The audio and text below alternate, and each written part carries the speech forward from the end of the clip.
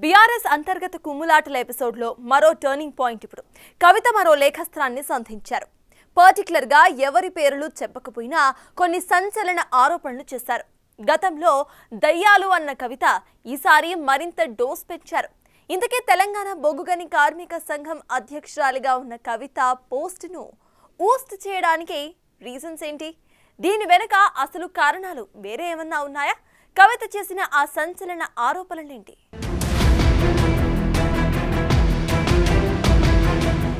కల్వకుంట్ల కవిత మరో లేఖాస్త్రాన్ని సంధించారు. ఈసారి కూడా ఇంటి దొంగల్ని టార్గెట్ చేశారామె. అయితే తెలంగాణ బొగ్గుగని కార్మిక సంఘం అధ్యక్షురాలిగా తనను తప్పించడాన్ని రాజకీయ కుట్ర అంటున్నారు కవిత.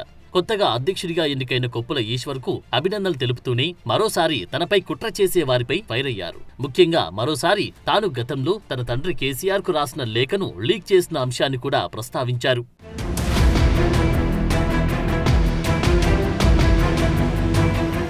సింగరేణి కార్మికులకు బహిరంగంగా రాసిన లేఖ అయినా దీని వెనుక ఒక రాజకీయ ఎత్తుగడ ఉన్నట్లు క్లియర్ కట్ గా అర్థమవుతుంది. తెలంగాణలో కాంగ్రెస్ అధికారంలోకి వచ్చాక సింగరేణి కార్మికుల సంక్షేమం కోసం తాను పోరాడుతూ ఉంటే కొందరు తనపై కుట్రలు పన్నుతున్నారనేది కవిత ఆరోపణ.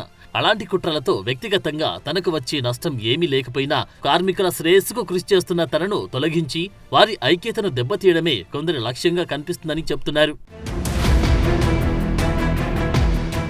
బీఆర్ఎస్ లో కొన్నాళ్లుగా కీలక పరిణామాలు జరుగుతున్నాయి.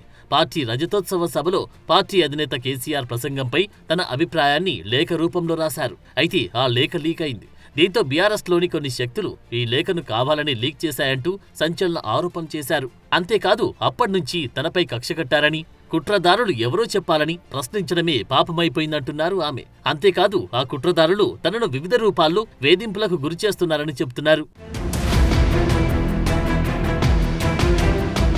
మొత్తానికి కవిత లేఖతో మరోసారి కల్వకుంట్ల ఇంటి పంచాయతీ రచ్చకెక్కింది. ఫామ్ హౌస్ లో కేసీఆర్ చుట్టూ కోవట్లున్నారని, దెయ్యాలు తిరుగుతున్నాయని అప్పుడు చెప్పిన కవిత ఇప్పుడు వేధిస్తున్నారంటూ మరింత సంచలన ఆరోపణ చేశారు. సో పార్టీకి కవితకు మధ్య గ్యాప్ పెరుగుతూ వస్తుందనేది ఇప్పుడు దీనిని బట్టి అర్థమవుతుంది. కేవలం లేఖ రాయడం మాత్రమే కాదు, ఒక ఆడబిడ్డపై ఇష్టం వచ్చినట్లు మాట్లాడినా బీఆర్ఎస్ నేతలు ఖండించకపోవడంపై కారు పార్టీ నేతలకు వార్నింగ్ ఇవ్వడం, లిల్లీపుట్ నాయకుడు అంటూ మాజీ మంత్రి జగదీష్ రెడ్డిని టార్గెట్ చేయడం, బీఆర్ఎస్ బీజేపీ విలీనమవడం ఖాయమంటూ స్టేట్మెంట్ ఇవ్వడం, బీఆర్ఎస్ నేతలతో సంబంధం లేకుండా జాగృతి కార్యక్రమాలు నిర్వహించడం, ఇలా ప్రతి అంశంలోనూ బీఆర్ఎస్ కు దూరంగా జరుగుతున్నారు కవిత. బహుశా ఇవన్నీ గమనిస్తూనే బొగ్గుగని కార్మిక సంఘం అధ్యక్షుడిగా బీఆర్ఎస్ నేత కొప్పుల ఈశ్వర్ను నియమించారనే చర్చ అయితే పొలిటికల్ సర్కిల్స్ లో జరుగుతుంది. కవిత చర్యలు, అడుగులు, మాటలు కల్వకుంట్ల ఫ్యామిలీలో చీలిక వచ్చిందనే విషయాన్ని ప్రతిసారి బలపరుస్తూనే ఉన్నాయి. ముఖ్యంగా పార్టీలో కవిత, కేటీఆర్ మధ్య ఆధిపత్య పోరు స్పష్టంగా కనిపిస్తుందనే చర్చ అయితే జరుగుతోంది.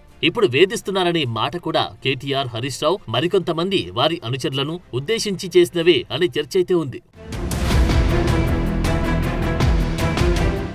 నిజానికి కేటీఆర్ తో పాటు అతని ముఖ్య అనుచరులు, సన్నిహితులను కవిత టార్గెట్ చేస్తున్నారనే ప్రచారమైతే ఉంది. అందులో భాగంగానే కేటీఆర్ తో సన్నిహిత సంబంధాలున్న జగదీష్ రెడ్డిని టార్గెట్ చేశారనే చర్చ అయితే ఉంది. ఓవరాల్ గా చూస్తే కేటీఆర్, కవిత మధ్య విభేదాలు ఉన్నాయనే ఊహాగానాలు బీఆర్ఎస్ గద్దె దిగినప్పటి నుంచి వినిపిస్తున్నాయి. నాయకత్వ బాధ్యతలు, పార్టీలో ప్రాధాన్యత విషయాల్లో వీరి మధ్య ఆధిపత్య పోరు నడుస్తుందని ప్రచారం జరుగుతుంది. ఈ నేపథ్యంలోనే కవిత పరోక్షంగా కేటీఆర్ ను లక్ష్యంగా చేసుకున్నారని భావిస్తున్నారు. ఒకరిపై ఒకరు పరోక్షంగా ఆరోపణలు చేసుకోవడం ద్వారా పార్టీలో ఐక్యత లేదని తేట తెల్లమవుతుందని మాట్లాడుకుంటున్న పరిస్థితి. కేసీఆర్ తర్వాత పార్టీ పగ్గాలు ఎవరు చేపడతారనే అంశంపై ఈ వ్యాఖ్యలు మరింత చర్చకు దారితీస్తున్నాయి.